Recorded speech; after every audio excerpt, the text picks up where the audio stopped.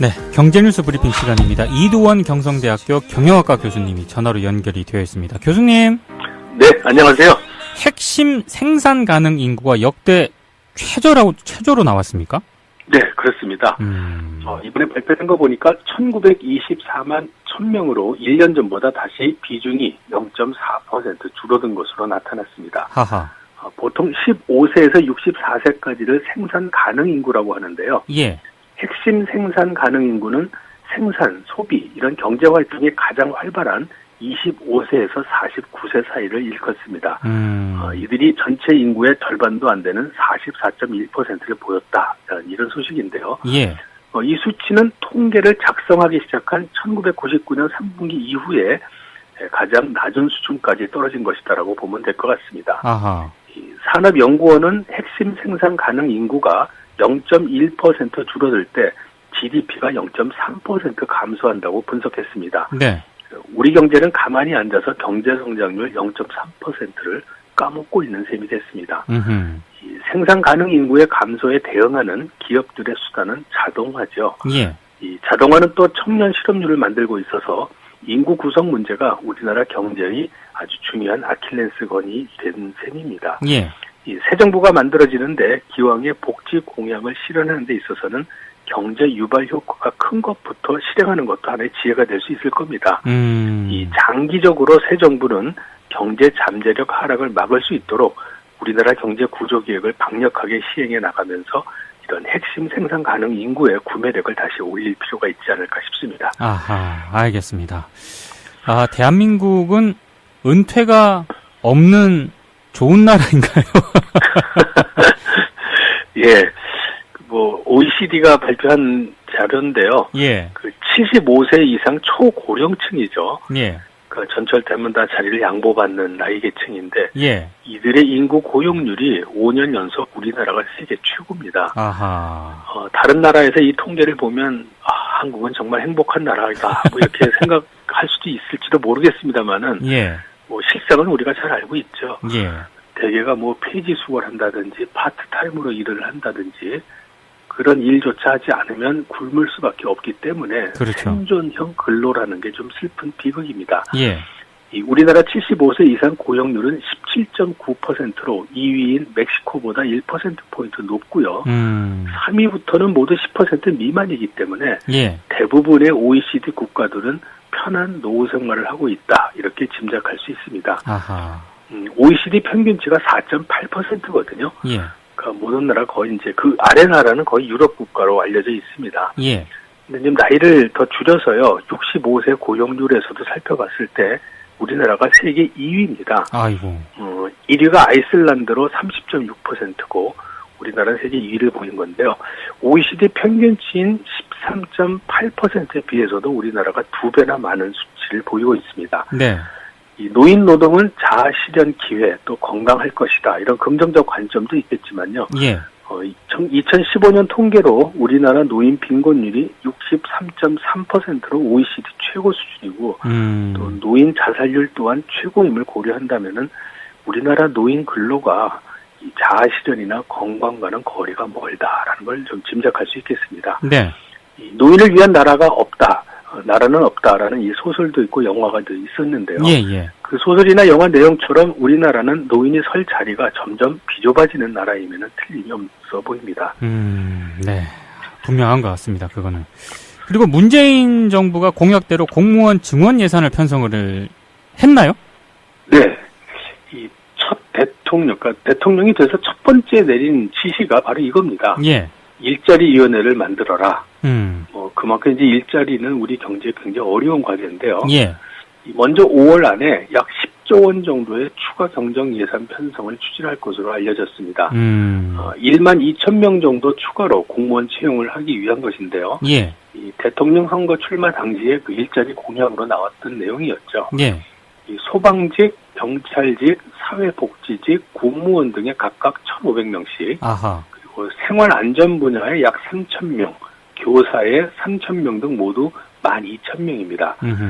이 정치권에서는 박근혜 정부에서도 세 차례나 추경 예산을 쓰면서 예. 결국 정부 부채만 늘어나지 않았느냐 이런 점 등을 내세워서 반대 의사를 좀 펼치고도 있긴 합니다. 예. 이 추경 예산 편성 사유가 대내외에 중대한 변화가 있을 때로 제한하고 있거든요. 예. 이제 근래 경제 성장률이 예상보다 좋게 나오고 있어서 추경 예산을 도입하는 데 설득력도 좀 떨어지는 건 사실이긴 합니다. 아하. 예, 이 국회 동의를 받아야 되는데요. 예. 국회 의결이 6월 중에 이루어진다면은 실제 채용은 하반기부터 가능할 것으로 보입니다.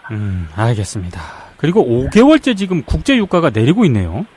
네, 그렇습니다.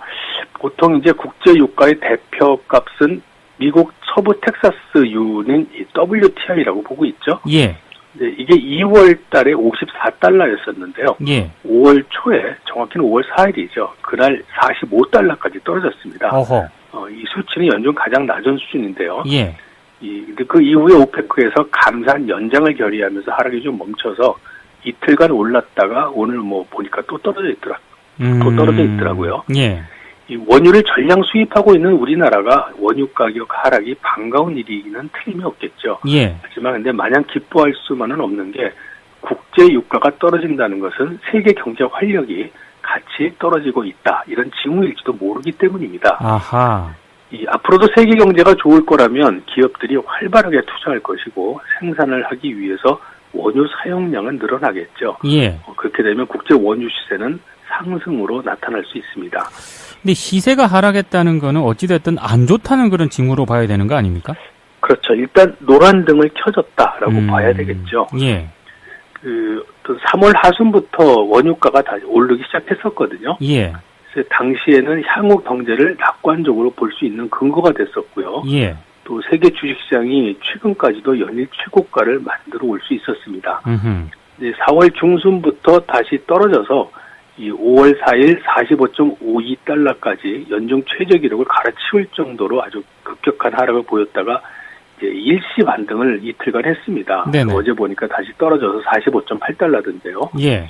이 같은 기간 동안에 세계 주식시장은 1분기 이익을 급등했다라는 재료로 연중 최고가를 만들 수 있었습니다. 예. 근데 어쩌면 그 이익 증가가 원유 가격 하락이라는 비용 축소 때문은 아닌가 이렇게 되짚어볼 필요가 생긴 거죠. 아하. 추세적으로 비용을 줄여서 이익을 내는 것보다 기업은 매출이 늘어나서 이익을 늘려야만 단단한 아주 상승 기조가 될 수 있기 때문입니다. 예. 즉 소비가 늘어야 되는 건데요. 이 원유 가격 하락은 혹시 소비 정체 징후가 아닌지 좀 주의 깊게 살펴볼 필요가 있습니다. 아하, 알겠습니다. 그리고 세계 경제 성장세가 다시 둔화가 될 수 있다. 이런 의견이 뭐 혹시 나왔습니까? 예, 글로벌 증권사 두 군데서 그런 의견을 제시를 했는데요. 아하. 이 첫 번째, 모건 스탠리가 무역 규모가 줄어들고 있다라는 근거를 가지고 세계 경제 성장이 좀 둔화될 수 있다라는 경고를 한 거죠. 예. 이 선행지수가 2달째 떨어지고 있기 때문입니다. 보통 이러한 경제 지표들이 같은 방향을 3번 연속 이어가면 추세로 인정을 합니다. 예. 지금 2번째 계속 하락하고 있기 때문에 5월 달에도 하락한다면은 하향이 추세다라고 말할 수 있겠죠. 예. 이 모건 스탠리 증권사는 다행히 5월에는 일시적이나마 고개를 들 수 있다라고 전망을 했습니다. 이른바 이제 베이스 이펙트다라는 기저효과라는 때문인데요. 예. 하지만 무역 선행지수들은 추세적으로 하향할 가능성이 굉장히 높아서 6월부터는 이 무역 규모가 다시 줄어들 것이다라고 전망하는 거죠. 예. 무역 규모를 미리 알 수 있는 선행지표들로는 이제 기업 심리와 원유 가격, 원자재 가격, 발틱 운임 지수 등인데 이들이 현재 계속 내림세를 보이고 있기 때문입니다. 다른 것도 뭐 혹시 비슷한 전망을 내놓고 있습니까?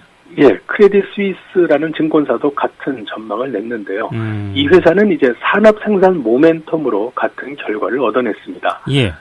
1월 달에 5%까지 올랐을 때 경제를 끌어올른다라는 제목으로 표현을 했었는데 아하. 지난달은 경제 모멘텀은 4%로 떨어졌다라는 자료를 내면서 경제가 부글거리는 정도다라는 완화된 단어를 사용을 했습니다. 예. 여름에는 경제 모멘텀이 더 떨어질 수 있어서 3% 수준까지 갈 것으로 전망을 했습니다. 결국 글로벌 성장세가 꺾일 수 있다 이렇게 경고를 한 셈이죠. 예.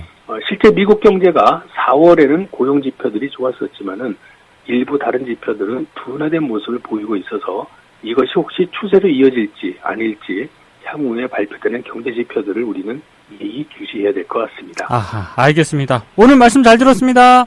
네, 감사합니다. 네, 지금까지 경제뉴스 브리핑 이두원 경성대학교 경영학과 교수였습니다. 0.3% 감소한다고 분석했습니다. 네. 우리 경제는 가만히 앉아서 경제 성장률 0.3%를 까먹고 있는 셈이 됐습니다. 이 생산 가능 인구의 감소에 대응하는 기업들의 수단은 자동화죠. 예. 이 자동화는 또 청년 실업률을 만들고 있어서 인구 구성 문제가 우리나라 경제의 아주 중요한 아킬레스건이 된 셈입니다. 예.